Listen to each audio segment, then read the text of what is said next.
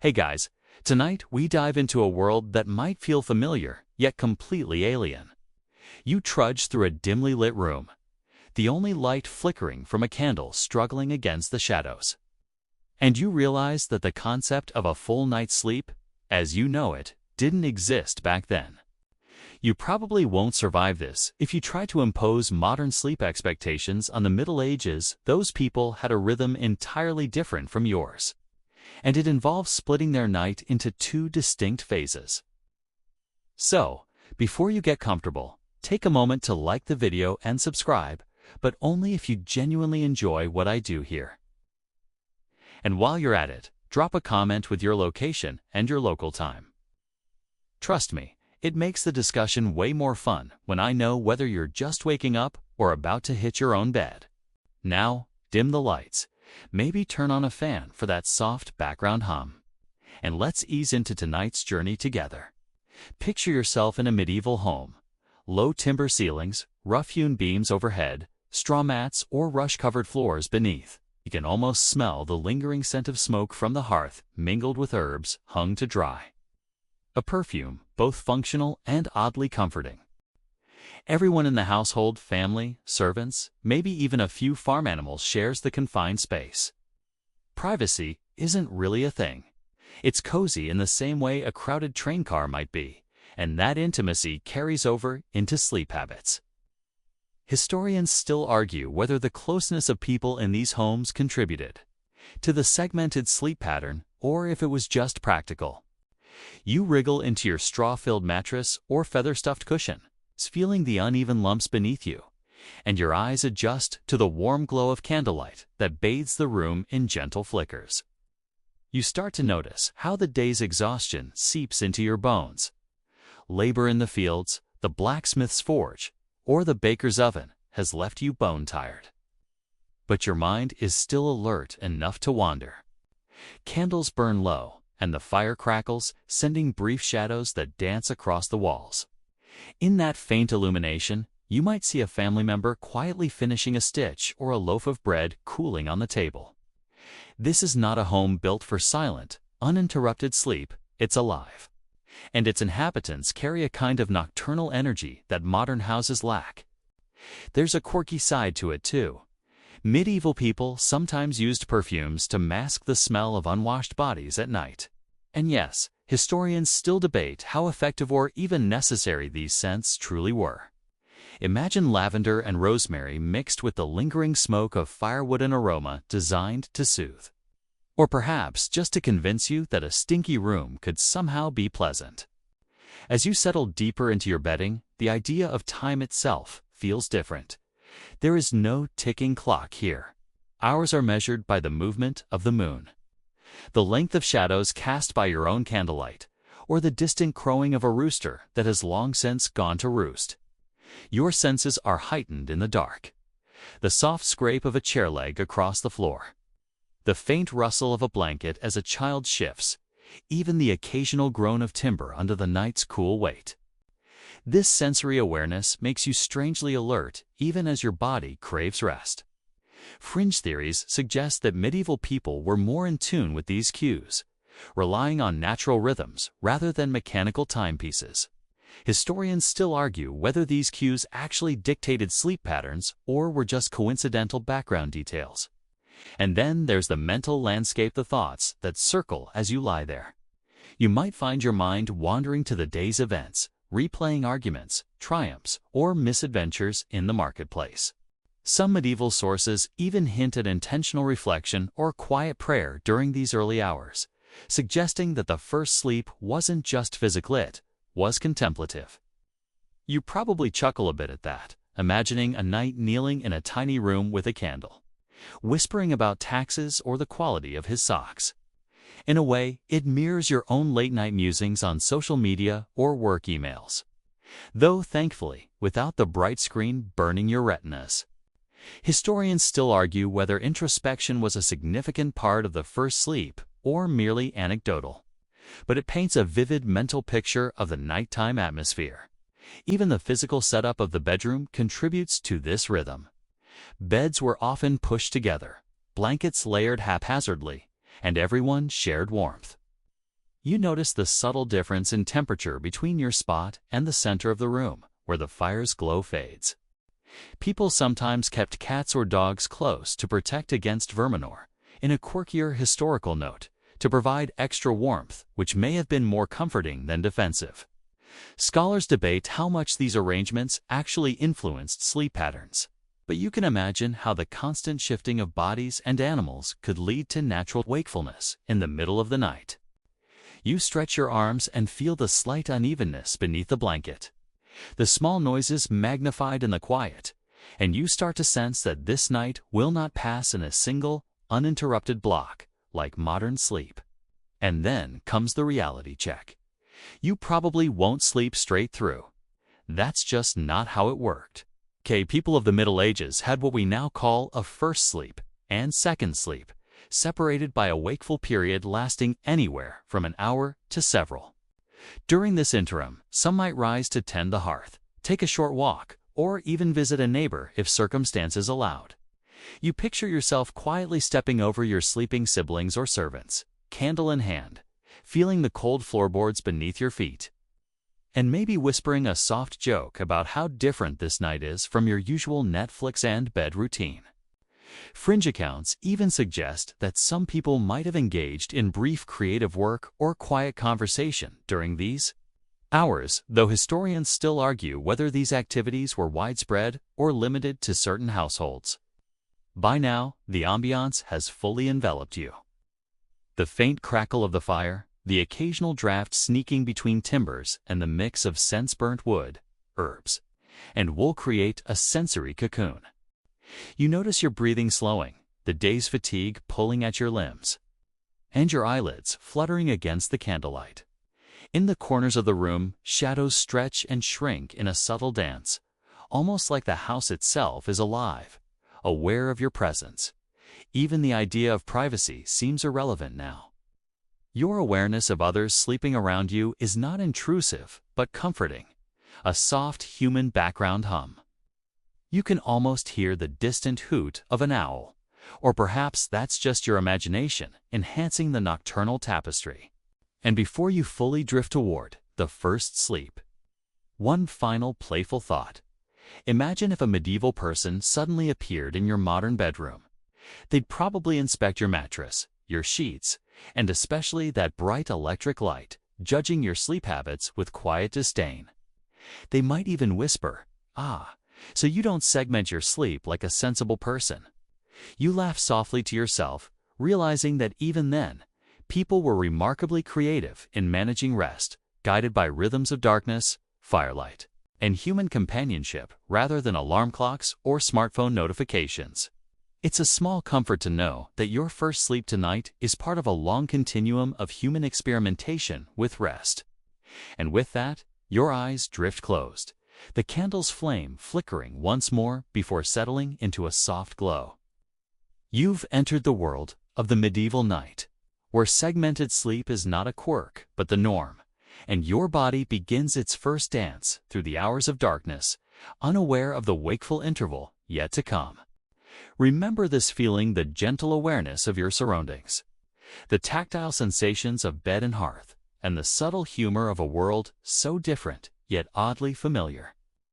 It's just the start of a journey through two distinct phases of slumber, a nighttime rhythm that shaped centuries of human experience. Evening has fully settled now, and you find yourself still awake after that first stretch of nighttime rest. The air smells faintly of smoke and herbs, but now it's tinged with the slightly musty aroma of the room cooling after a day's warmth. You trudge quietly to the hearth, careful not to wake anyone, and notice how the candlelight flickers over the walls, casting shapes that almost seem to move on their own. The evening chores haven't finished themselves. You know there are dishes to be scraped, floors to sweep, and perhaps a final round of tending to the animals outside. In this dim glow, every small movement feels amplified, and you realize just how alive a medieval house becomes once the sun has disappeared. Candles are your only companions now, little stalagmites of wax holding back the night. You watch the flame dance, noticing its warmth, the way it scents the air with smoke and melted wax. And you realize that in medieval life, lighting wasn't just functional lit, was a nightly ritual. People often spent hours trimming wicks, pouring oil, or even crafting their own candles from tallow or beeswax. You might even smile at the absurdity of it, imagining a medieval teen trying to make DIY candles like a modern YouTube tutorial, complaining about uneven drips and flickers. Historians still argue whether the careful preparation of candlelight was more about practicality or social status. Some sources suggest that a properly lit room signaled wealth and refinement, while others argue it was simply a matter of survival after dusk. While you handle small tasks, you notice the room's scent again this time. You detect hints of herbs strung along beams: rosemary, thyme, and lavender. These weren't just decoration. Medieval people believed in their protective and calming qualities, using them to purify the air and ward off diseases that were thought to roam at night. Fringe accounts even suggest that some households believed certain herbs could encourage pleasant dreams or prevent nightmares. You hum a quiet tune to yourself, shifting bundles of herbs, and you imagine your ancestors moving through the same motions centuries ago. As if the night itself has a choreography known only to those who live by firelight. Food preparation is also part of these evening routines. You might find yourself sipping a cup of warm ale or broth, heating it by the fire, while the scent of bread baking from earlier in the day still lingers. Oddly, some families even saved small portions of leftover stew or porridge to eat during this time, a practice that might strike you as a kind of medieval midnight snack. Historians still debate whether such meals were common across all social classes or reserved for those with enough resources to indulge after a day of work. You take a cautious sip, noting the warmth spreading through your body and the faint, earthy taste of grains. It's comforting, grounding you in a world that is both unfamiliar and strangely relatable. As you move about the space, your attention drifts to the arrangement of the room itself. Beds are stacked or lined along the walls, blankets folded with care, and perhaps a straw mattress or two left unclaimed for temporary visitors. Animals, cats, dogs, or even pigs might wander in and out, their soft noises blending with the creaks of wooden floorboards. There's a cozy chaos here, and your mind can't help but catalog every detail. The cracks in the plaster, the occasional squeak from the ceiling beams, the shadows flickering in rhythm with the fire. Fringe scholars suggest that these nocturnal environmental cues may have actively influenced when people woke and slept, acting almost like a medieval version of sleep-tracking apps. Historians still argue whether this sensory immersion in the nighttime environment was intentional or simply a byproduct of living without artificial light. Even the social aspect of evening chores contributes to this first phase of night. Families often moved about in relative silence, communicating with whispers or gentle gestures. Servants might perform the last rounds of household duties, while children quietly readied themselves for bed. And the lord or lady of the house might review accounts or prepare correspondence. You notice that despite the quiet, there's a rhythm to the movement, a kind of choreography born out of necessity. You probably laugh quietly, imagining someone trying to explain this to a modern roommate who thinks silence in the house is optional. It's a subtle dance, blending utility and ritual, and it sets the stage for the first sleep that follows. Lighting your candle to take a closer look at the hearth, you notice small things you might miss if your mind were distracted. The coals crackle softly, sending tiny sparks into the air. The iron pot hanging above them swings slightly, causing shadows to jitter across the floor. Even minor adjustments, like adding a log or scraping ashes, become little events that mark the passage of time. In some odd medieval practices, people would even sprinkle salt on the coals to ward off evil spirits or encourage warmth to spread evenly through the room. Historians still argue whether such rituals were truly widespread or simply eccentric customs that have survived in anecdotal records. You grin at the thought, thinking about your own nightly rituals, like adjusting the thermostat or checking your phone, and wonder if the medieval version was somehow more satisfying despite its manual labor. The work itself blends practicality and care. You notice that sweeping the floor isn't just about tidiness, it also helps reduce vermin, spread warmth, and even, according to some fringe theories, create a quiet, meditative rhythm that prepared the mind for sleep. You move slowly, sweeping in circular motions, feeling the texture of straw mats under your hands and imagining the family dog padding softly behind you. Some historians argue that this repetitive, calming activity might have been as crucial to the segmented sleep pattern as the actual first sleep itself. It's easy to imagine that these small movements and sensory interactions, scent, sound, touch, combine to prime the body for rest. Even mundane objects carry significance in this dimly lit world. Buckets, basins, and wooden utensils reflect candlelight, creating glimmers that shift with your movements. You notice a small wooden comb lying by the bedside, a remnant of grooming rituals performed before the first sleep. Fringe accounts suggest that some people combed their hair in this quiet hour to ward off dreams of being pursued. A superstition that sounds absurd, yet highlights how layered these evenings were. Historians still debate how seriously such beliefs were taken, or if they were mostly folkloric amusements. But for you, it adds color to the sensory tapestry of the medieval night. And as you prepare to finally settle back into bed, the house around you hums softly with nocturnal life. You hear distant animal noises, the occasional creak of wood settling, and the low murmur of someone else finishing a task in another room. The interplay of light, warmth, scent, and motion has filled the evening with a rhythm that feels deliberate yet natural. You lie down again, stretching beneath rough blankets or layered sheets, noting the subtle chill creeping along the edges of the room. A quirky thought enters your mind.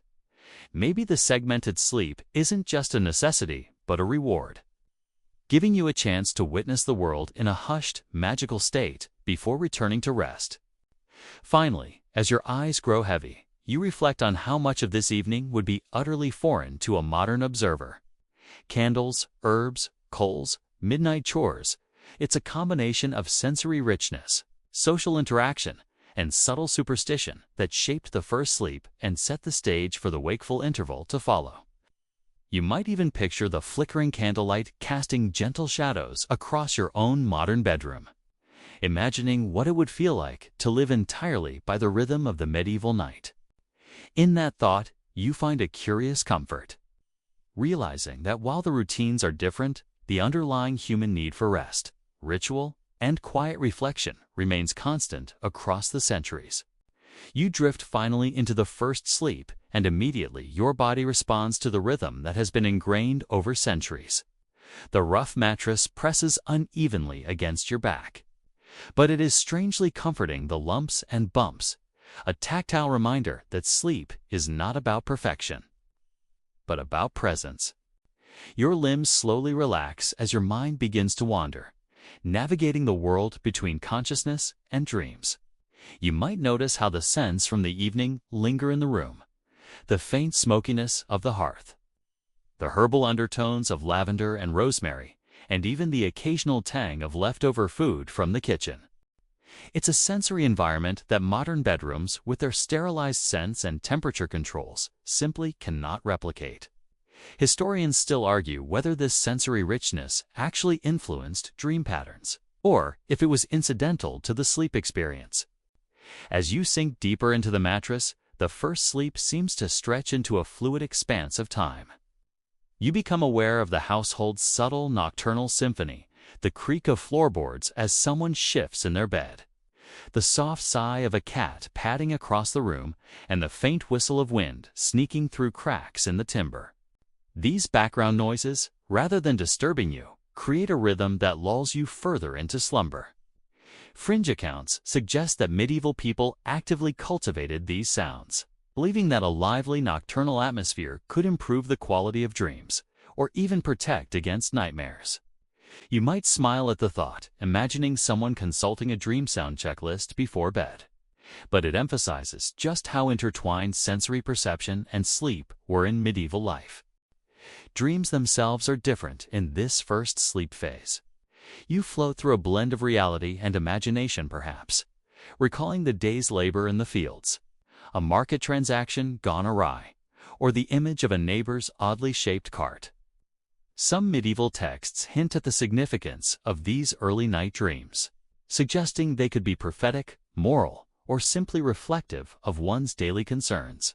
You might laugh softly, recalling the modern habit of overanalyzing dreams about being chased by giant vegetables, and wonder whether a medieval farmer would have taken your anxious nocturnal pursuits as seriously. Historians still argue whether dream interpretation was a widespread belief or an elite curiosity. But either way, dreams were culturally embedded in nightly life. Your body's physiology also adjusts during this first sleep. Heart rate slows, muscles release tension, and the body begins minor repairs that modern science now associates with deep sleep. Yet, unlike a single, consolidated sleep, the first sleep doesn't last an uninterrupted 8 hours. Instead, it is a segment, naturally preparing you for a wakeful interlude in the middle of the night. Fringe scholars suggest that this segmented pattern might have aligned more closely with circadian rhythms, allowing your body to balance, repair, and alertness efficiently. You can almost feel the subtle difference in energy as your system cycles. A biological pulse that modern beds and blackout curtains might unintentionally disrupt. The physical arrangement of the room continues to play a role. Beds lined along walls, blankets layered in uneven piles, and the occasional animal weaving through the sleeping humans all create minor disturbances that, rather than causing anxiety, cue the body's natural wakefulness. You sense the faint warmth of a nearby fire, the residual heat radiating across the room and blending with cooler pockets near the doors or windows. This patchwork of temperatures is part of the environment, shaping the subtle waking that comes between first and second sleep. Historians still argue whether such environmental cues were deliberate sleep aids or just incidental. But the effect is palpable. You move slightly in your bed, adjusting to comfort without ever fully awakening. Your imagination begins to drift in parallel with these bodily adjustments. You might imagine yourself tiptoeing to the kitchen for a midnight snack, or peering out the window at a silvered moon reflecting on snow-covered rooftops. Fringe accounts even suggest that some medieval people used this first sleep as a time for quiet reflection or prayer, believing that thoughts entertained during this period could influence the soul or even bring guidance for the next day. You chuckle quietly, picturing a medieval teen whispering life advice to themselves. And notice how, even centuries later, the impulse to think, reflect, or plan in the quiet of night remains unchanged. The mental landscape is further enriched by the presence of others.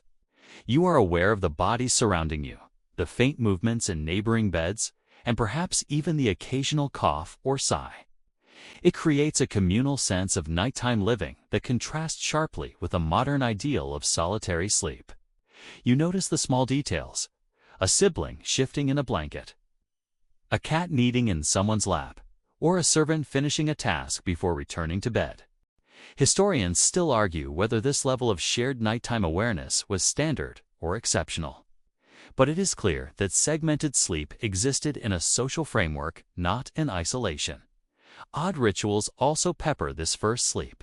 People sometimes kept talismans, charms, or even small tokens of luck by their bedside. Some believe that keeping a key, a bit of iron, or a specific herb under the pillow could prevent nightmares or ward off evil spirits. You might smile, thinking how modern anxieties manifest in different ways: nightlights, white noise apps, or bedtime affirmations, but the function is strikingly similar. These are tools to create psychological comfort in the darkness. Fringe scholars suggest that these practices, though often dismissed as superstition, may have been highly functional in structuring sleep and easing the transition to wakefulness between sleep phases. And then there's the body's subtle signaling of time. Even without clocks, you begin to sense the hours passing. Perhaps it's the moonlight shifting across the floorboards, or the faint chill seeping through gaps in the walls. These natural cues, coupled with the earlier sensory inputs of scent, sound, and temperature, prepare you for the coming wakeful interval. You notice yourself stirring slightly, your body nudged into alertness by the faintest changes in the environment. Historians still argue whether this waking was a conscious choice or an automatic response to natural rhythms. But either way, it is the hinge between first and second sleep. Finally, the first sleep leaves you in a curious state of semi-conscious awareness. You are rested, but not fully, enveloped in a quiet dreamscape where daily concerns, fantastical imaginings, and the subtle noises of the household intermingle. You realize how different this is from modern sleep with its artificially extended darkness and electric hums. You remember that candlelit ritual, the soft rustle of herbs, and the coal's gentle crackle, and feel a connection to the countless people over centuries who have shared this segmented pattern. And as you float on this edge between slumber and waking, you understand that the medieval night is not simply a backdrop, but an active participant in the rhythm of life. The first sleep, though unfamiliar to modern sensibilities, provides a foundation for the next phase, the wakeful interlude. You feel the body's readiness to rise, to stretch, to engage, but still cocooned in the sensory and emotional texture of the night.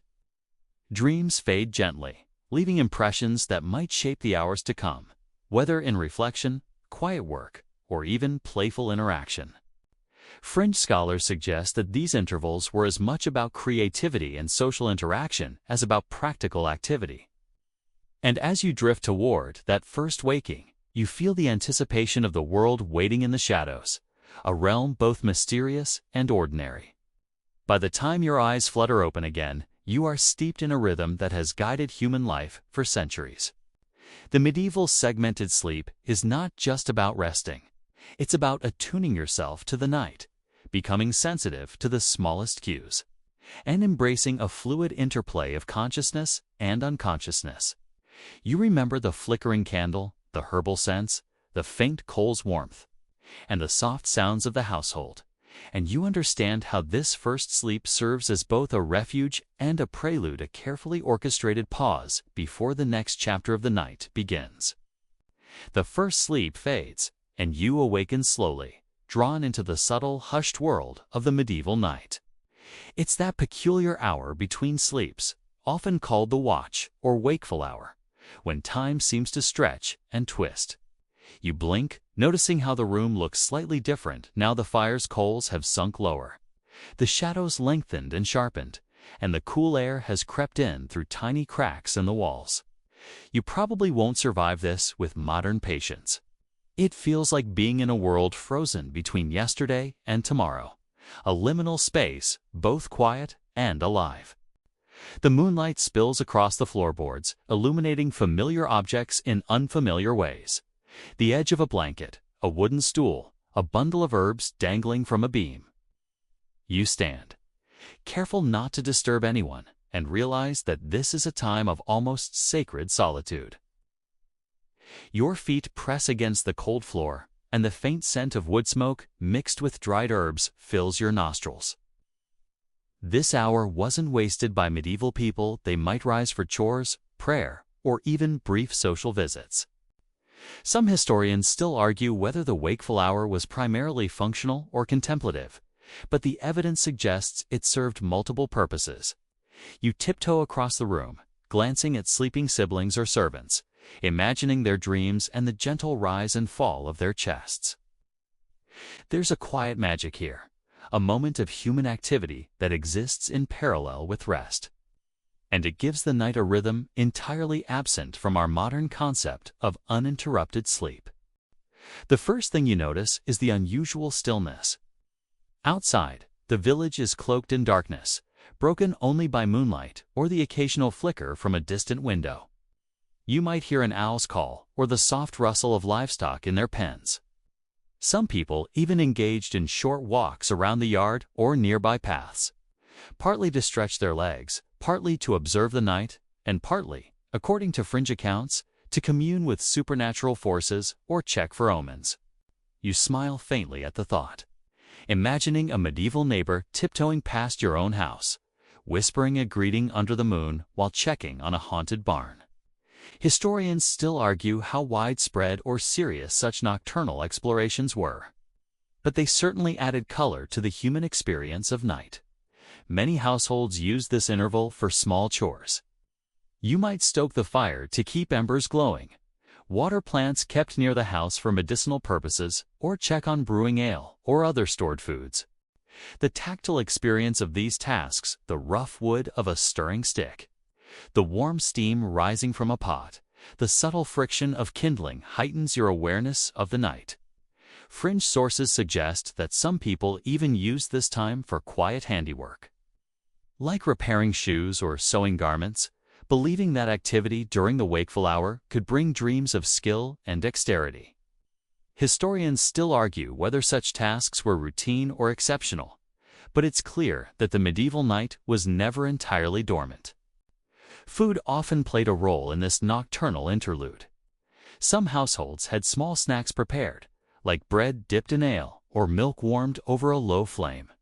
You can almost taste the warm, slightly yeasty bread, its aroma mingling with smoke and herbs. Fringe accounts suggest that the wakeful hour was sometimes used for private indulgences, a secret comfort that escaped the structured routines of daylight. Historians still debate whether such nocturnal nourishment was common or limited to wealthier families. But the idea that a quiet meal punctuated the night adds another layer to your understanding of medieval life. You take a small imaginary bite, noticing how even this simple act seems luxurious in the stillness. Social interaction, surprisingly, wasn't absent either. You might find a neighbor awake as well, gliding silently across the yard for a brief chat, or perhaps a servant delivering a message. The tone is hushed, respectful of the sleeping household, but there's a sense of camaraderie and shared vigilance. Fringe observations suggest that some people used this time to exchange advice, gossip, or even arrange small domestic deals, though historians still argue whether this was ritualized or spontaneous. The quiet movement of humans across darkened rooms and moonlit yards gives the night a sense of organized unpredictability, human pulse beating softly against the larger rhythm of darkness. The environment itself encourages mindfulness.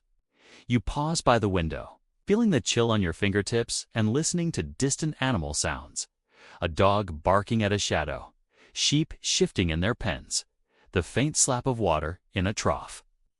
These details are magnified because the night is empty of daytime distractions. Fringe theories propose that people were more attuned to sensory details at night, and that this heightened awareness might have influenced creative thinking or spiritual contemplation. Historians still argue whether this attentiveness was a natural adaptation or a cultivated habit. But you can sense how the night itself commands participation from its inhabitants. You notice again the architectural elements of the house: the beams overhead, the stone or timber walls, the uneven floorboards. These features aren't just structural, they interact with sound, warmth, and light, subtly shaping the experience of this wakeful hour.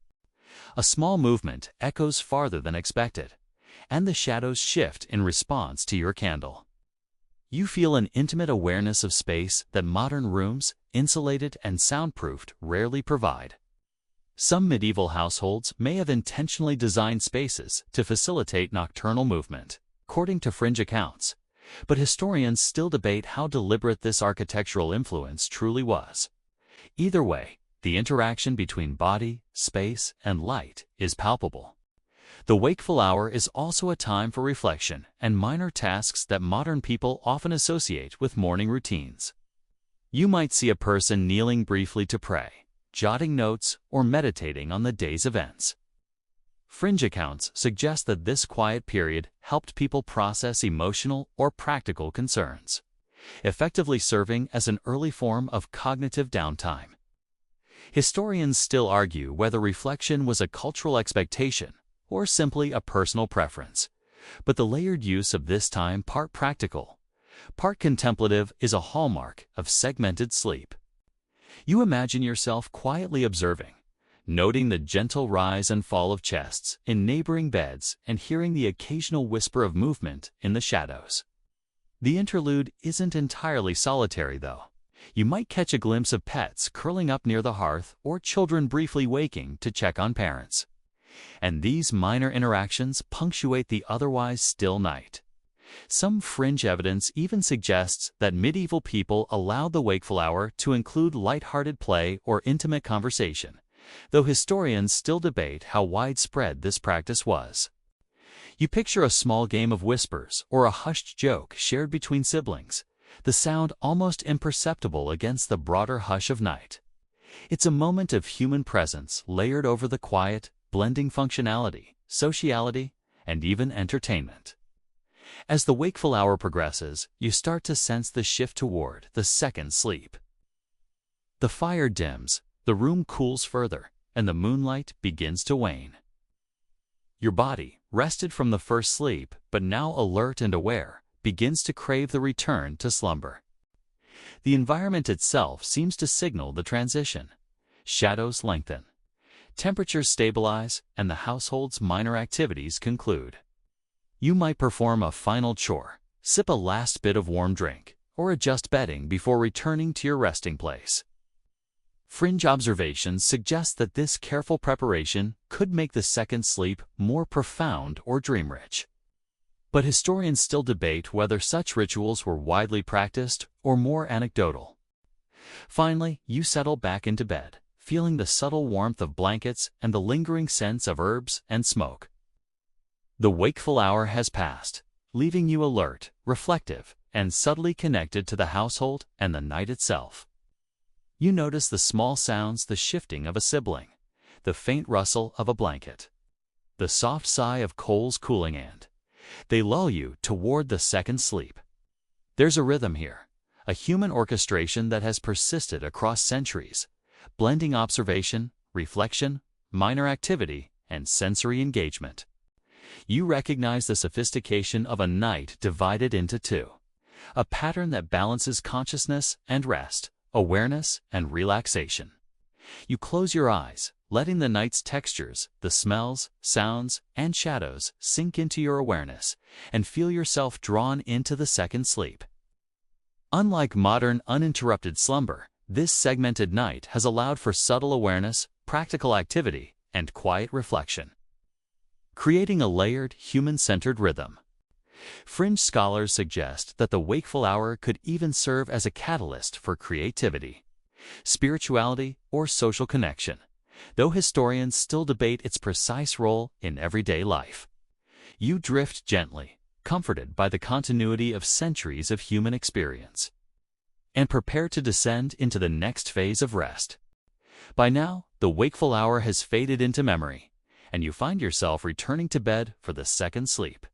The blankets feel slightly cooler now, having settled during your brief period of wakefulness, and the faint scent of smoke and herbs lingers more subtly in the air. Your body is ready to sink once more into slumber, but this sleep feels different. It is lighter at first, a gentle descent into rest that is punctuated by the knowledge that the night is far from over, and that you have a little more time to be awake if needed. You probably won't survive trying to force this segment to match modern expectations. It's slower, gentler, and more reflective. A luxury of the pre-industrial world. One of the first things you notice is the presence of small nocturnal rituals that help ease the body into sleep. People often consume small portions of food during the wakeful period. And now that you lie down again, you can feel the warmth of digestion spreading through your belly.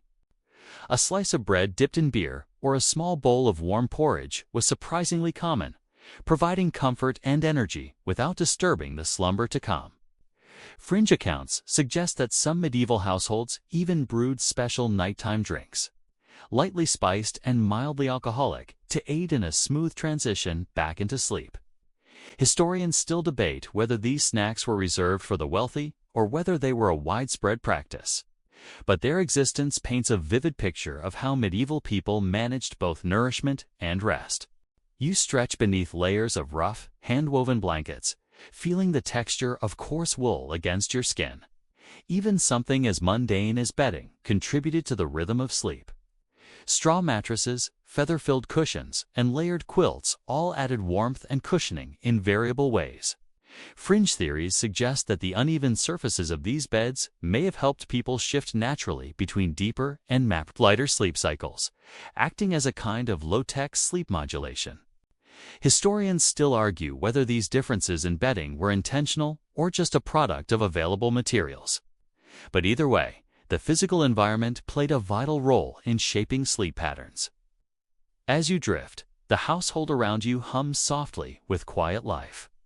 Pets may wander between beds, children shift under shared blankets, and a distant servant might complete a minor task before returning to rest. These small noises, rather than disturbing you, create a rhythm that lulls the body into deeper relaxation. Fringe accounts even suggest that people welcomed these sounds as indicators of life and safety. The rustle of a cat or the sigh of a co-sleeper was reassuring rather than alarming. Historians still debate how universally this perception was held. But the idea that shared nocturnal sounds could enhance sleep adds a fascinating layer to the medieval night. Your thoughts begin to wander as well, threading between the day's events, personal concerns, and faintly remembered dreams from the first sleep. This is a time of subtle mental processing. Some medieval thinkers even suggested that the second sleep was better for problem-solving and spiritual reflection, a period when the mind could wander without interruption. Fringe accounts claim that artisans and scribes would sometimes awaken fully for brief periods during the second sleep to sketch designs, rehearse songs, or jot notes, believing the mind was particularly lucid and creative in this phase. Historians still argue whether these practices were isolated to certain occupations or widespread cultural habits. But it's clear that second sleep offered more than just physiological rest. Temperature and environmental conditions continue to play their part. The room is cooler now, the fire reduced to a faint glow or perhaps extinguished entirely. You feel drafts along the edges of doors and windows, the chill brushing against your skin and prompting subtle adjustments. A folded blanket tucked under a shoulder, a shift to avoid the cold patch near the floorboards. Fringe accounts suggest that such micro-adjustments could improve sleep quality, subtly signaling the body to regulate its temperature. Historians still debate whether medieval households intentionally manipulated these conditions for optimal rest, or whether they simply adapted to unavoidable fluctuations. Either way, your body responds naturally, drifting deeper into comfort. You notice how light of the absence of it affects your slumber. Moonlight spills in faintly through the window, illuminating parts of the room and casting long shadows across the floor. Candles, if they remain lit, flicker softly, creating an uneven glow. Fringe scholars even propose that this dappled illumination could influence dream content, subtly guiding the mind towards certain imagery or moods. Historians still argue whether such effects were intentional or incidental, but the interplay of light and shadow clearly defines the nocturnal atmosphere. You imagine yourself immersed in a half-lit world, where the line between reality and dream is particularly fluid. The second sleep also accommodates minor physical movements. Perhaps you roll to a warmer spot, tuck your knees closer to your chest, or stretch a cramped limb. Pets might need a blanket nearby. Children may adjust their position under shared covers, and the faint creak of wood continues in the background. These micro-movements enhance comfort and signal readiness for restorative sleep. Fringe theories suggest that shared beds and co-sleeping might have subtly guided these adjustments, making segmented sleep more natural and comfortable. Historians still debate how influential co-sleeping was in regulating adult sleep cycles, but it's evident that it had both practical and social significance. Dreams during second sleep tend to differ from those of the first sleep. They are often lighter, more fragmented, and more reflective of the subconscious mind processing the day. You might dream of repetitive work, interpersonal interactions, or strange symbolic images influenced by herbs, candlelight, or the faint coal's glow. Fringe accounts even suggest that second sleep dreams were sometimes interpreted as spiritual guidance or premonitions. Historians still argue whether these interpretations were widely taken seriously or considered eccentric beliefs. But they add a layer of cultural depth to the segmented sleep pattern. You drift along these mental currents, aware yet partially detached, feeling the gentle rhythm of night guiding you forward. Noise, once again, punctuates the environment. The rustle of bedding, the subtle shifts of co-sleepers, and the occasional sigh of wind all contribute to a shared nighttime experience. This isn't disturbing. Instead, it creates a reassuring continuity, a reminder that you are part of a household alive even in darkness. Fringe sources propose that the combined sensory input of sound, temperature, and smell may have enhanced the restorative properties of second sleep. Historians still debate whether medieval people consciously cultivated such conditions or simply adapted to them. But either way, the night is a multidimensional experience. Finally, the second sleep ends as dawn begins to hint at itself.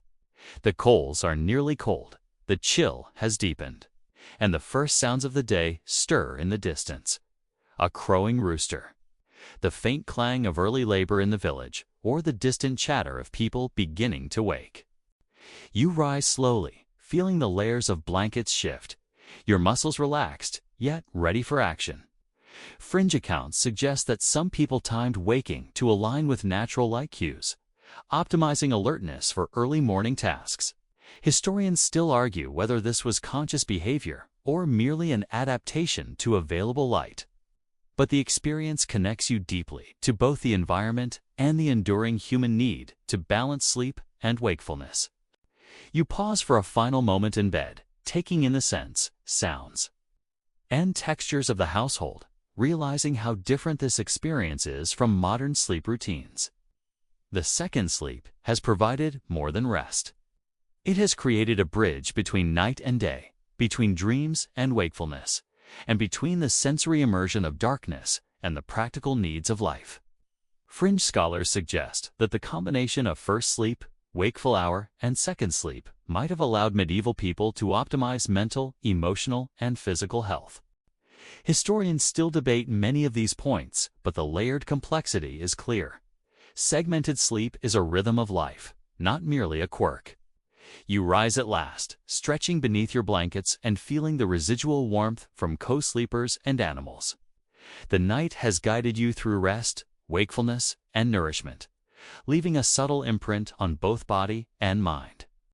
As you step lightly across the floorboards toward the day's early tasks, you carry with you an awareness of the rich, textured, and deliberate nature of medieval nocturnal life, a rhythm that modern sleep patterns have largely erased.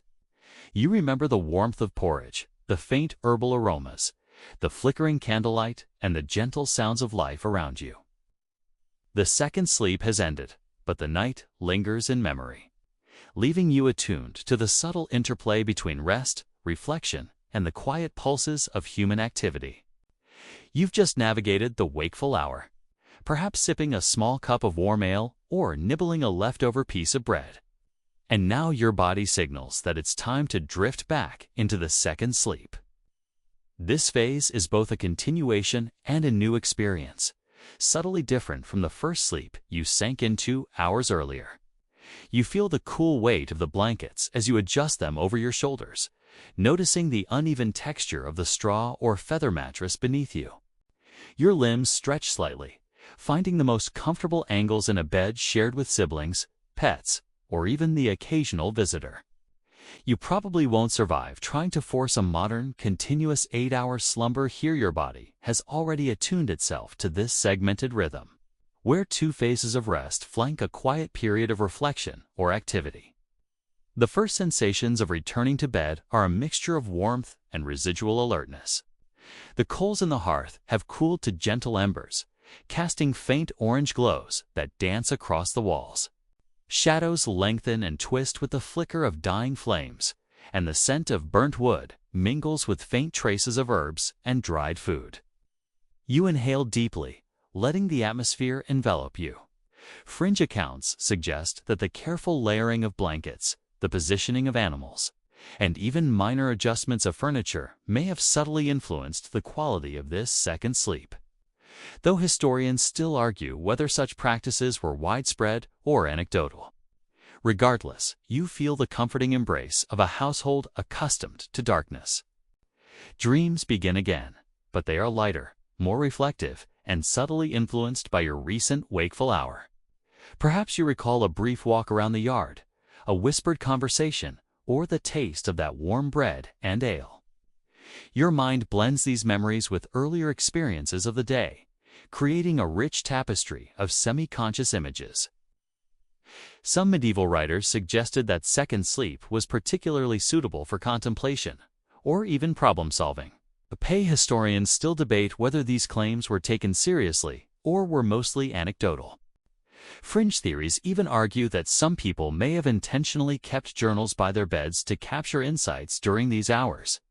Imagining a medieval version of a modern nighttime note app, physical comfort continues to play a crucial role. You shift slightly under the blankets, adjusting to the subtle cold of the room and the occasional draft.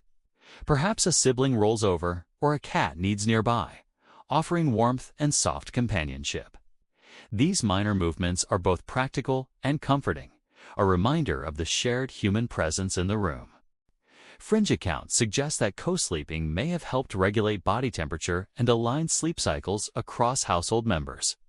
Though historians still debate the degree to which these arrangements were intentional versus practical. You nestle into your blankets, noting how each layer contributes to a gentle, restorative descent into slumber. Your awareness of the room's sensory environment remains acute. You notice the faint smell of soot, the residual warmth of coals, the subtle draft across the floorboards, and the occasional creak of the timber frame. These details, rather than disturbing you, provide a rhythm and continuity to the night. Fringe scholars suggest that heightened sensory awareness during segmented sleep may have helped medieval people feel safer and more attuned to their surroundings. Historians still argue whether this awareness was deliberate or merely an incidental byproduct of living without artificial light. But for you, it is undeniably present, shaping the experience of the second sleep. Temperature regulation is subtle but crucial. You might shift slightly to a warmer spot, tuck a blanket under your chin, or curl closer to a co-sleeper. The layering of quilts, rough wool blankets, or feather cushions creates a dynamic thermal environment that encourages both light and deep phases of sleep. Fringe accounts suggest that these natural fluctuations in warmth may have improved sleep quality and supported segmented rest. While historians still debate how consciously medieval people managed these conditions. You notice your own body responding automatically, shifting as needed to maintain comfort without conscious thought. Noise continues to punctuate the environment, though softly. A distant animal may stir, a sibling sighs, or the occasional creak of the floorboards or ceiling beams resonates through the room.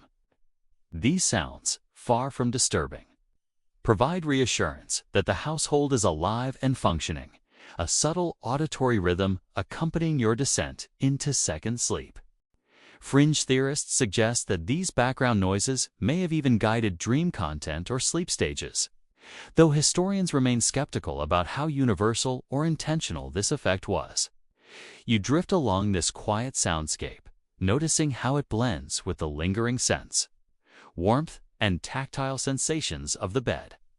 The body's physiological response to second sleep is also distinct. Heart rate slows, muscles release tension, and the mind gradually disengages from conscious thought, while processing both the previous day's events and the brief wakeful period. This is deeper, more restorative sleep, though not uninterrupted. You notice how minor disturbances, a draft, a pet moving, a sibling shifting, prompt subtle bodily adjustments, helping to maintain comfort and continuity. Fringe accounts suggest that this micro-level adaptation may have been integral to the success of segmented sleep, though historians still debate the prevalence and effectiveness of such mechanisms. Dream patterns in this phase are often more fragmented than during first sleep. They might include reflections of daily life, creative imaginings, or spiritual and moral musings. Some medieval sources even suggest that second sleep dreams could carry guidance or warnings. Though historians still argue how seriously such interpretations were taken by common people versus elites, you float through these mental landscapes, aware of the continuity between wakefulness and rest, imagining yourself participating in a world where the night itself has multiple layers: first sleep, wakeful hour, and second sleep hall, interwoven with human activity, sensory input, and personal reflection. Shared sleeping arrangements continue to play a role. You might feel the warmth of a co-sleeper, the gentle weight of a blanket shifted over you, or the soft nudge of a cat or dog seeking comfort. These shared experiences enhance both physical and psychological comfort, creating a sense of safety and cohesion. Fringe accounts propose that such arrangements may have contributed to the regulation of circadian rhythms and sleep cycles across family members. Historians still debate whether these effects were intentional or simply practical. But the interaction of humans, animals, and bedding creates a rich nocturnal environment that is both communal and restorative. Finally, as second sleep deepens, you begin to drift fully into restorative rest.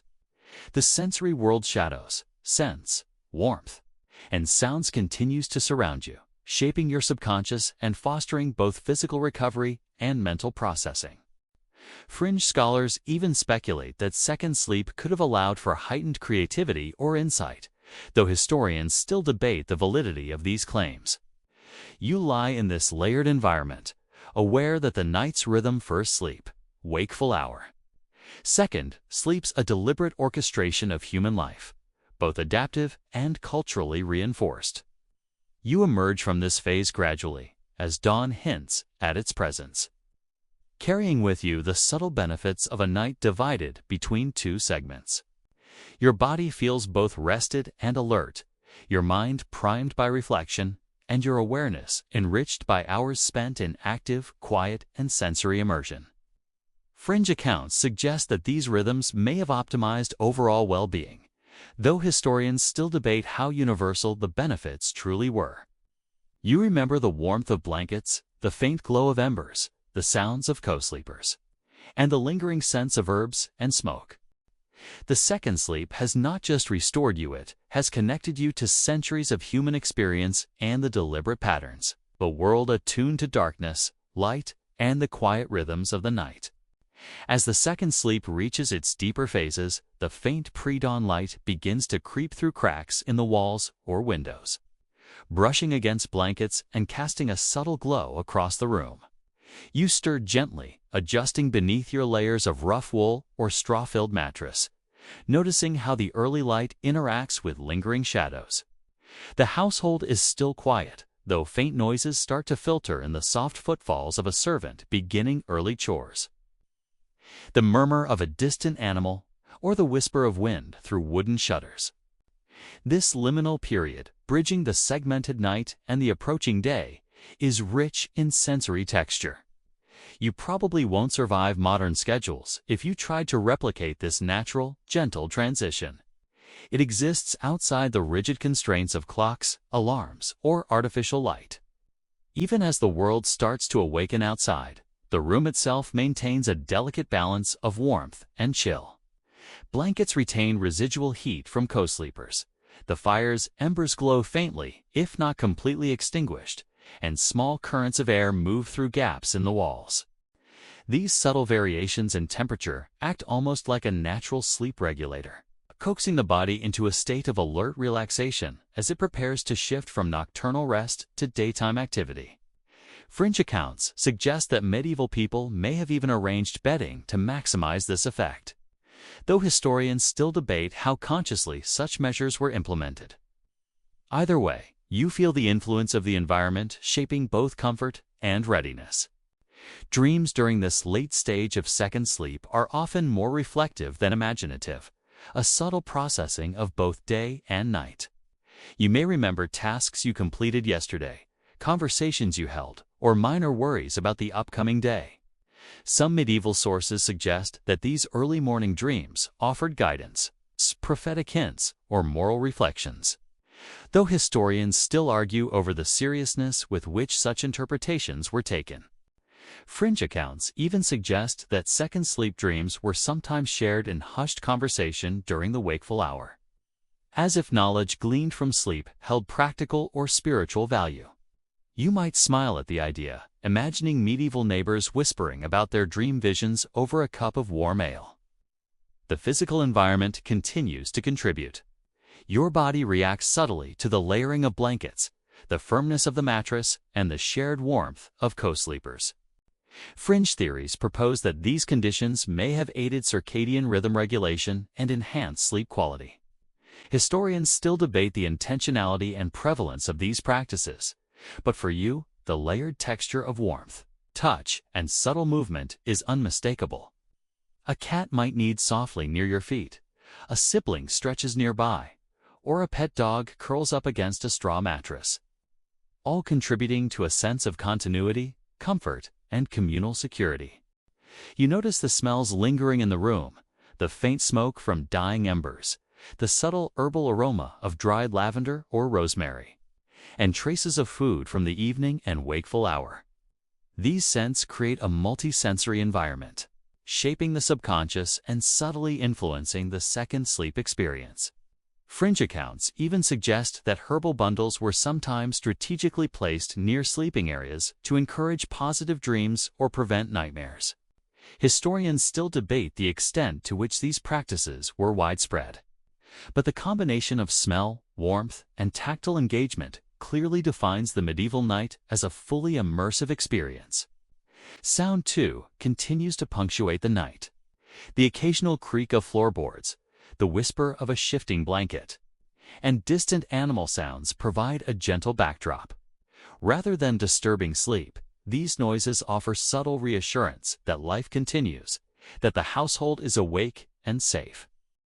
Fringe theorists propose that such auditory cues may have synchronized group sleep cycles or even influenced dream content.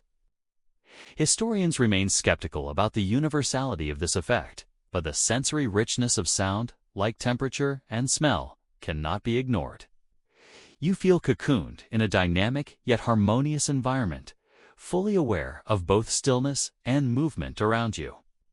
During this phase, minor personal routines may unfold. Some individuals quietly wash their faces, comb hair, or prepare simple morning meals before the main day begins. Others may engage in whispered prayers or light reflection, taking advantage of this calm, semi-conscious period. Fringe accounts suggest that early risers sometimes began weaving, stitching, or crafting in the pre-dawn hours, using the quiet to focus undisturbed. Historians still argue whether such activity was common among ordinary people or primarily an elite phenomenon, but it illustrates the functional flexibility of segmented sleep. It accommodates both rest and gentle productivity, making the night multidimensional. Your mind, floating between sleep and consciousness, processes both past and impending activities. Tasks performed during the wakeful hour may resurface, along with impressions from the first and second sleep. You reflect quietly on chores, social interactions, and minor events that shaped the previous day.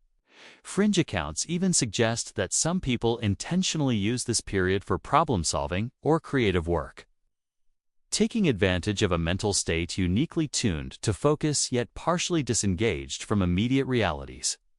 Historians still debate the pervasiveness of such practices, but there is no denying that the segmented night encouraged periods of reflective thought unavailable in modern, continuous sleep patterns. The tactile environment continues to influence perception. You feel the uneven mattress beneath you, the coarse texture of woven blankets against your skin, and the warmth radiating from co-sleepers or nearby animals. Fringe scholars suggest that these sensations, combined with subtle temperature shifts, may have reinforced a natural rhythm, optimizing both light and deep sleep cycles.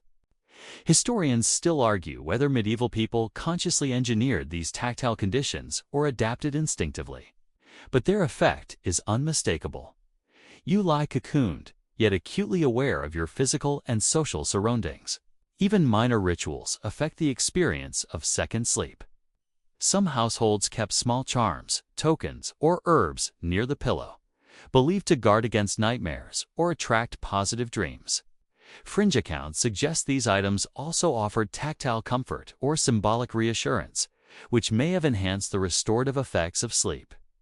Historians still debate the cultural significance versus superstition, but the presence of these objects illustrates the integrated approach to nighttime life. Sleep was practical, sensory, social, and symbolic. As dawn edges closer, you begin to feel the body's natural readiness for full wakefulness. Heart rate increases slightly, muscles prepare for activity, and mental alertness creeps in as external light strengthens. The second sleep gently concludes, leaving you rested, alert, and subtly attuned to both the environment and the rhythms of household life. Fringe scholars argue that the combination of first sleep, wakeful hour, and second sleep may have optimized physical and cognitive health.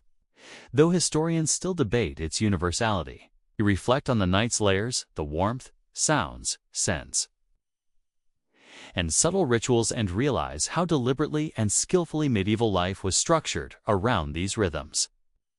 Finally, as you push back blankets and rise slowly from the bed, the household begins to stir in earnest. You notice the first preparations of the day: a rooster crowing, distant hammering, the low murmur of conversation. The segmented night has completed its cycle, having guided you through rest, reflection, sensory immersion, and gentle physical engagement. You feel a deep connection to centuries of human experience, aware that the night itself was not merely a backdrop, but an active, guiding participant in life. You take a moment to savor this awareness, noting how much the rhythm of first sleep, wakeful hour, and second sleep shaped daily life, productivity, and creativity. As you step lightly across the floorboards toward the hearth, the smells of wood smoke and herbs mingle with the first light of morning. The night has provided not just rest, but a rich tapestry of sensory, cognitive, and social experiences. Do you remember the flickering candle, the herbal scents, the tactile warmth of blankets, and the soft rustle of co-sleepers? The second sleep and the night as a whole have given you a deeper sense of connection to your environment, your household, and the patterns of human life that have persisted for centuries. In these moments, you recognize that segmented sleep is not simply a historical curiosity, it is a sophisticated adaptation, a rhythm carefully attuned to human needs, both practical and spiritual. The day begins to assert itself more forcefully now, the first light brushing against walls and floorboards, coaxing the household into activity. You rise from your bedding with a lingering awareness of the night behind you, the segmented sleep, the wakeful hour, and the second sleep, all layered into your body and mind like sediment in a riverbed. You notice the warmth of the blankets you shared with siblings or pets, and the residual scent of smoke and herbs still clinging to the air. This gentle immersion into dawn feels different from modern waking. You aren't jolted by an alarm clock or artificial light. Instead, the environment itself orchestrates a gradual emergence into consciousness. Fringe accounts even suggest that this natural transition may have helped regulate mood and cognitive function, though historians still debate the universality and intentionality of such effects. You step carefully across the room, mindful of creaking floorboards and sleeping household members. The air is crisp with early morning chill, but the residual warmth of the hearth provides pockets of comfort. You may pause briefly to attend to small tasks such as stoking the fire, fetching water, or quietly checking on co-sleepers. These early rituals are both practical and subtly ritualistic, guiding the household toward a cohesive start to the day. Fringe theories suggest that such practices may have harmonized individual circadian rhythms with communal activity, though historians still argue how widespread this synchronization actually was. Regardless, you feel the layered rhythm of life shaping every movement, every thought. Your senses are particularly acute at this time. The faint smell of wood smoke blends with herbal scents and the earthy aroma of straw and wood, creating a sensory map that informs your movements and mindset. You notice distant sounds as well, the low murmur of neighbors beginning their day, the bleat of goats or sheep, or the faint tap of tools striking stone or wood. These stimuli, far from startling you, gently coax your body into readiness. Fringe scholars propose that medieval people were unusually attuned to environmental cues during these early hours, using them to structure work, prayer, and reflection. Historians still debate whether such attentiveness was deliberate or instinctual, but its effect on perception is unmistakable. You might find yourself briefly reflecting on the night's dreams from both sleep periods. First sleep dreams, often vivid and sometimes prophetic, mingle with lighter, more reflective second sleep visions. The wakeful hour provides a bridge between these mental landscapes, a chance to integrate or contemplate the imagery before re-entering slumber. Some medieval sources suggest that people would even record dream fragments or discuss them in hushed tones, believing they could inform moral decisions or practical choices for the day. Historians still argue how seriously such dream interpretations were taken, while fringe accounts suggest they may have shaped creative or spiritual practices more than we realize. You smile faintly, thinking of your own modern dreams and how they feel strangely similar in structure, fragmented, symbolic, occasionally meaningful. The tactile dimension of morning awakening is equally vivid. You feel the rough texture of wool or straw against your skin, the residual warmth of co-sleepers or pets, and the unevenness of the mattress beneath you. Fringe accounts even propose that these tactile nuances helped prime the body for alertness, acting as a low-tech wake-up stimulus. Historians still debate how intentional this effect was, but for you, the sensory environment is inseparable from the experience of rising. You shift slightly, adjusting blankets and stretching your limbs, noticing the subtle interplay between comfort, temperature, and readiness for activity. Your movements are also guided by the layout of the household. Beds, furniture, hearth, and storage areas are carefully positioned, often for maximum efficiency and convenience during both night and day. Some fringe accounts suggest that the arrangement of sleeping spaces helped regulate the household's overall rhythm, subtly cueing members to wakefulness, chores, or prayer. Historians still argue whether this planning was widespread or limited to wealthier homes. But the practical logic is clear. Human activity and environmental structure are deeply intertwined, shaping both sleep and subsequent wakefulness. Morning rituals extend beyond mere physical comfort. You may engage in simple hygiene practices, such as washing your face in a basin, combing hair, or straightening garments, all performed in low light and quietude. Fringe theorists propose that these actions reinforced psychological readiness, signaling to the body and mind that night was over and day had begun. Historians still debate whether these routines were common among all social classes or primarily a feature of the wealthier households. But even the smallest gestures, rubbing hands on straw-stuffed cloths, adjusting bedding, or quietly arranging tools contribute to a sense of structured, intentional awakening. Food, too, anchors this early period. Breakfast might be a small portion of porridge, bread, cheese, or ale, taken either individually or communally. The smells and warmth of food provide sensory stimulation that complements physical and cognitive arousal. Fringe accounts even suggest that early morning meals may have functioned as a subtle social glue, reinforcing household cohesion and readiness for labor. Historians still argue about the nutritional content and prevalence of these breakfasts, but their role in marking the transition from night to day is clear. You can almost taste the warmth of porridge, the slight tang of ale, and the comforting density of bread, each bite a small yet powerful ritual to anchor the body in wakefulness. Light continues to shape perception. Candlelight, embers, or early sunlight cast shifting patterns across walls, blankets, and wooden beams. You notice how the gentle illumination defines shapes and spaces, highlighting textures and guiding your movements. Fringe scholars propose that exposure to incremental light during this period may have further synchronized circadian rhythms, reinforcing alertness and readiness. Historians still debate whether people consciously used this effect or simply adapted to natural light cues. But the interaction between illumination and human behavior is undeniable. You pause by the window, letting the first rays of sunlight warm your face, and feel a subtle shift from night's embrace to day's active energy. Your thoughts now begin to stretch toward tasks ahead. Fields to tend, animals to feed, meals to prepare, or chores to complete occupy the edges of consciousness. You integrate the quiet reflections from the wakeful hour and insights from the second sleep dreams into planning for the day. Fringe accounts suggest that this cognitive integration may have enhanced decision-making and problem-solving, though historians still debate its universality. You notice how the night's rhythm, first sleep, wakeful hour, second sleep, has primed both body and mind for effective engagement, providing a natural scaffold for attention, reflection, and productivity. Finally, the household fully awakens. Co-sleepers stir. Animals move more assertively, and sounds of daily labor, hammering, chopping wood, or the hum of conversation fill the air.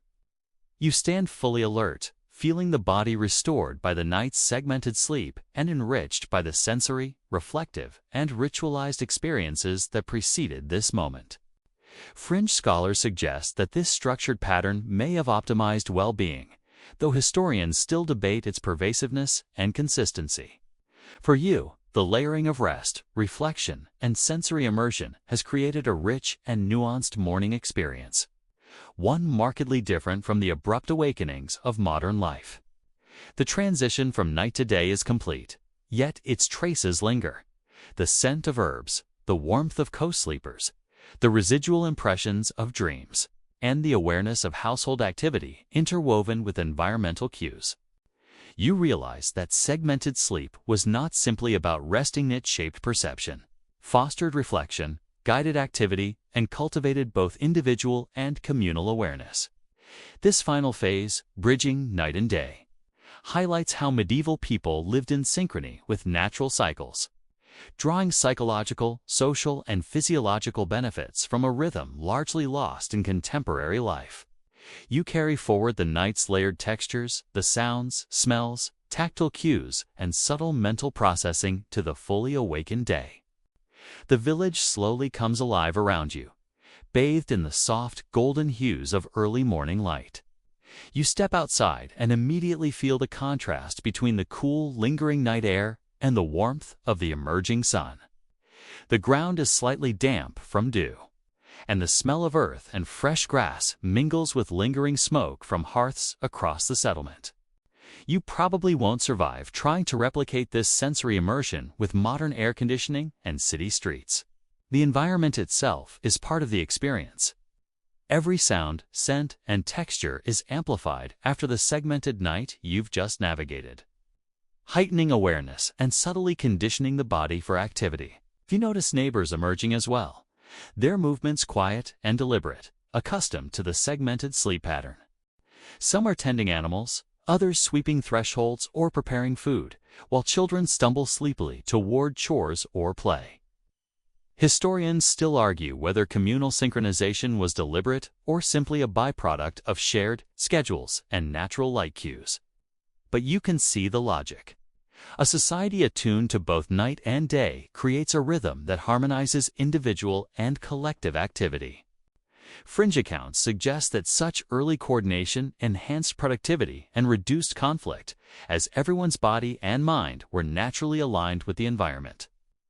As you move through the village, the tactile and auditory sensations remain vivid. Wooden boards creak underfoot.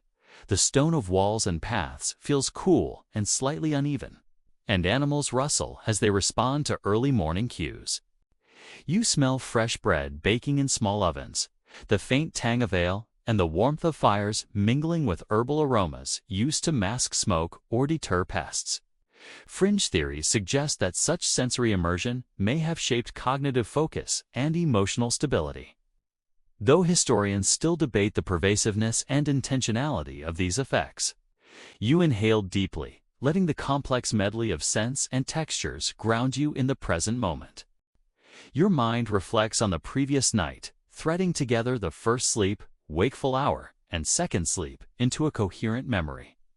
First sleep dreams often brought vivid imagery or emotional processing, while the wakeful hour allowed reflection, minor chores, and even social interaction.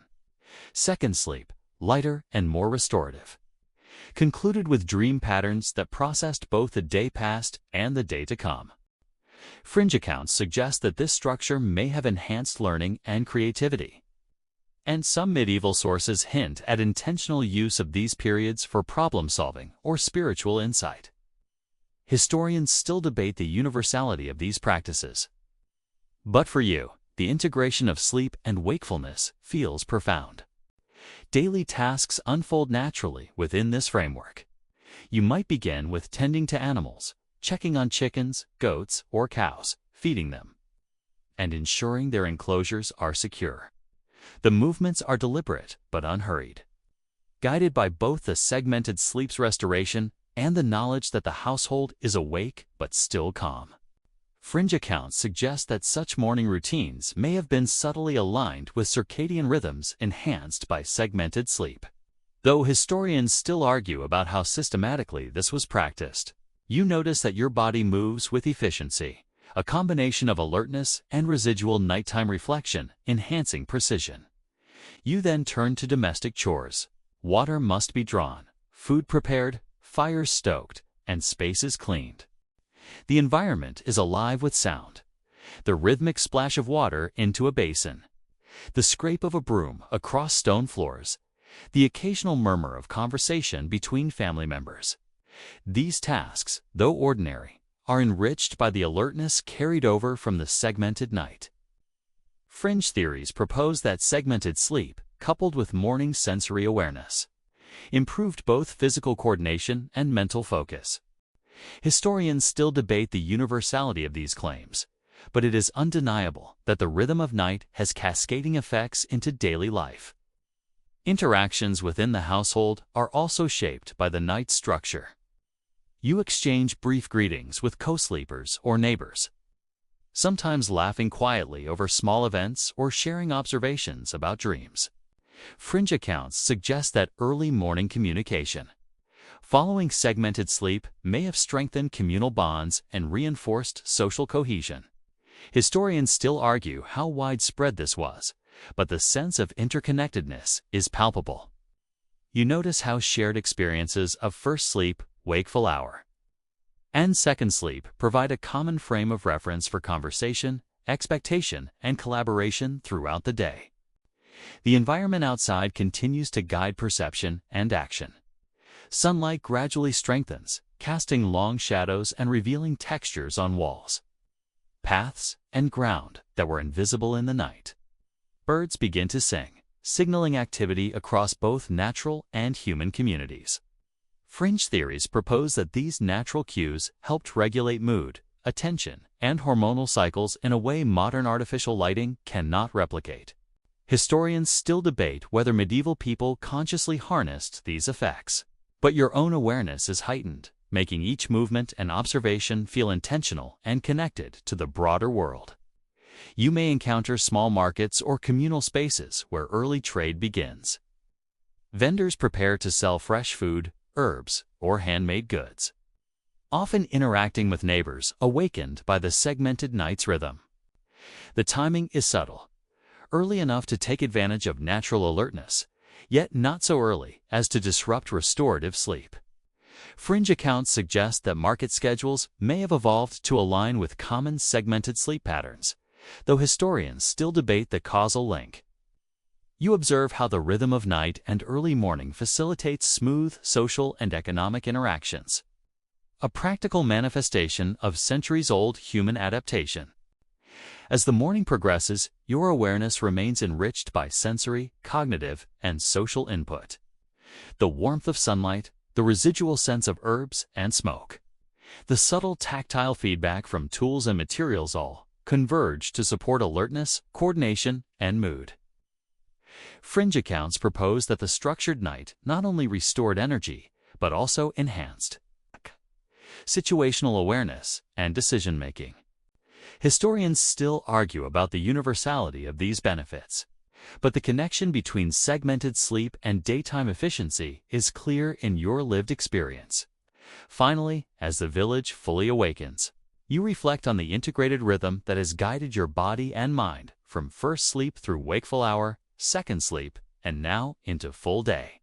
Tasks, social interactions, and personal reflection flow seamlessly, supported by the layered structure of the night. Fringe scholars suggest that this natural segmentation allowed medieval people to optimize both rest and productivity, though historians continue to debate its prevalence and cultural significance. For you, the continuity is palpable. Segmented sleep is not simply a quirk of history, but a sophisticated framework, aligning physiology, cognition, and environment in a way modern, uninterrupted sleep rarely achieves. The day is now fully underway, and you carry with you the lingering impressions of the segmented night: first sleep, wakeful hour, and second sleep. Each layer has left traces on both body and mind. You notice the alertness in your limbs, the clarity in your thoughts, and the subtle emotional balance that comes from a night attuned to natural cycles rather than artificial constructs. You probably won't survive trying to replicate this in a modern city apartment with electric lighting, noisy streets, and rigid schedules. The medieval night was immersive, dynamic, and multidimensional. Fringe accounts even suggest that such structured rest contributed to improved health, mental acuity, and even social harmony, though historians still argue about how universal these benefits were. Your morning unfolds with gentle momentum. Tasks you began earlier continue: tending animals, preparing meals, and performing household chores, but now each action is underscored by the residual calm of the night's segmented rhythm. You feel more deliberate, more attuned to subtle sensory cues: the temperature of water, the scent of freshly baked bread, the sound of a rooster, or the low hum of neighbors stirring. Fringe theories propose that segmented sleep heightens sensory acuity, allowing people to detect minor variations in environment and social dynamics. Historians still debate how intentionally these effects were cultivated, but you feel the direct benefits as you move, observe, and interact. Your co-sleepers, pets, and household members have fully joined the day, creating a rich tapestry of communal activity. Children stumble sleepily, while adults exchange morning greetings, share brief updates, and coordinate tasks. The wakeful hour and segmented sleep appear to have harmonized their circadian rhythms, producing a subtle synchrony in movements, speech, and attention. Fringe accounts suggest this alignment may have reduced conflicts, improved task coordination, and even facilitated informal education. Historians still argue whether these outcomes were culturally recognized or incidental, but their effect on daily life is evident. The environment outside is alive and instructive. Sunlight streams across fields, walls, and roofs, casting elongated shadows that slowly shorten as the sun rises. Birds sing, livestock responds to feeding cues, and the village itself seems to pulse in sync with natural light cycles.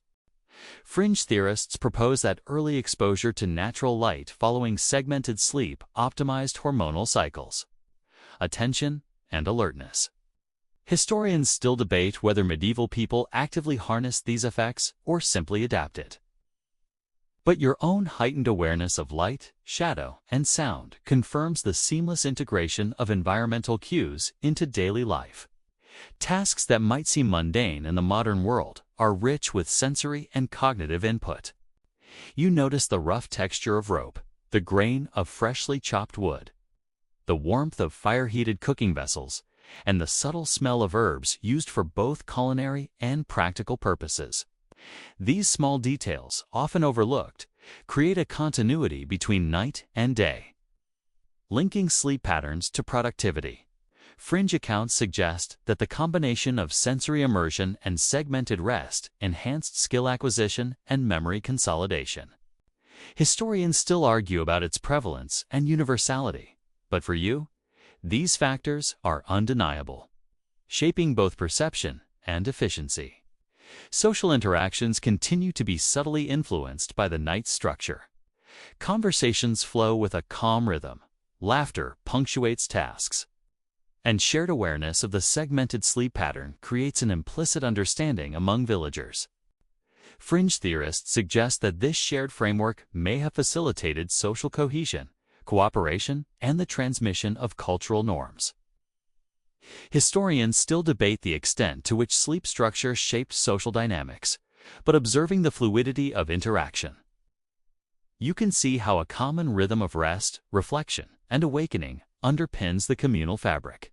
Meals form another anchor in the early day. Breakfast, often simple yet nourishing porridge, bread, cheese, or ale, provides both energy and sensory stimulation. The aroma of food reinforces alertness, while shared consumption strengthens household bonds. Fringe accounts suggest that these early morning meals, combined with segmented sleep, may have optimized digestion and cognitive performance. Historians still debate the universality of such effects, but you notice that the layered rest of the night enhances both appetite and attention, making even routine eating a more deliberate, conscious experience. Your thoughts, lightly wandering between the day ahead and reflections from the night, carry subtle echoes of dreams, wakeful hour reflections, and residual sensory impressions. The layered experiences of the night first sleep, wakeful hour. Second, sleep interact with your current awareness, producing a nuanced blend of memory, creativity, and planning. Fringe accounts suggest that these processes enhanced problem-solving and insight, allowing medieval people to approach daily tasks with clarity and forethought. Historians still argue about the extent and cultural significance of these cognitive benefits. But for you, the integration of rest, reflection, and wakefulness is palpable. The physical environment continues to shape your actions. Sunlight, temperature variations, and tactile surfaces guide movement, alertness, and coordination. You notice the warmth of sun on your skin, the resistance of tools in your hands, and the subtle vibration of footsteps on uneven ground. Fringe theorists propose that such interactions reinforced sensory-motor integration and contributed to overall well-being. Historians still debate whether medieval people consciously exploited these cues, but the effect is unmistakable. The night's structured rest seamlessly prepares the body to navigate the day's demands. As the morning progresses into full day, you pause for a moment, reflecting on the intricate interplay of rest, wakefulness, and environment. The night's segmented structure first sleep, wakeful hour. Second sleep has provided not just physical restoration, but also opportunities for reflection, creativity, social coordination, and sensory immersion. Fringe accounts suggest that this rhythm optimized overall health and cognitive function. Historians still debate its prevalence, but the layered night remains a rich, adaptive strategy for human life, offering lessons even for our modern, artificially lit, continuously active existence. Now, as you move through the village, observing, interacting, and engaging in daily labor, you carry the residual benefits of the night. Every movement, sensation, and thought is subtly informed by the structured sleep pattern. You feel the warmth of co-sleepers, the residual sense of fire and herbs, the subtle glow of sunlight, and the harmonized rhythms of household life. The segmented night has not simply restored your body, has shaped your perception, cognition, social awareness, and interaction with the environment, leaving you better attuned to both yourself and the world around you. The day continues its steady rhythm, but you feel the gentle residue of the night's layered structure lingering in every fiber of your being. Muscles retain a soft warmth. Your mind moves with a quiet clarity and sensory awareness of light, sound, scent. And touch remains heightened yet soothing. You notice the subtle hum of life around you, distant conversations, animals beginning their routines, and the soft creak of boards underfoot. These small, consistent patterns echo the night you experienced, reminding you that human life is measured not just in hours, but in rhythms of rest, reflection, and shared experience. You take a slow breath, inhaling the earthy scents of early morning, the warmth of sunlight brushing your skin, and the faint herbal undertones lingering in the air. Each inhalation and exhalation draws you into a gentle calm, a quiet reassurance that the segmented sleep of the night has prepared you fully for whatever the day holds. You feel connected to centuries of human experience, where night was not merely a void, but a rich, multifaceted space for restoration, contemplation, and subtle social and creative engagement. As your awareness softens, the sounds and sensations around you become more distant, yet the sense of coherence remains. The day moves forward, but you carry the memory of the night's rhythm. The first sleep's vivid dreams, the wakeful hours' reflective pause, and the second, sleep's gentle restoration. This layered experience leaves a sense of balance, calm, and readiness. A quiet whisper that human life thrives when attuned to natural cycles. Now, with the morning fully embraced and the world humming softly around you, allow your mind to float in the calm aftermath of the night. The tactile warmth, the sensory richness, and the gentle rhythm of segmented sleep fade slowly, leaving behind a subtle reassurance and a peaceful, enduring connection to life's natural cadence.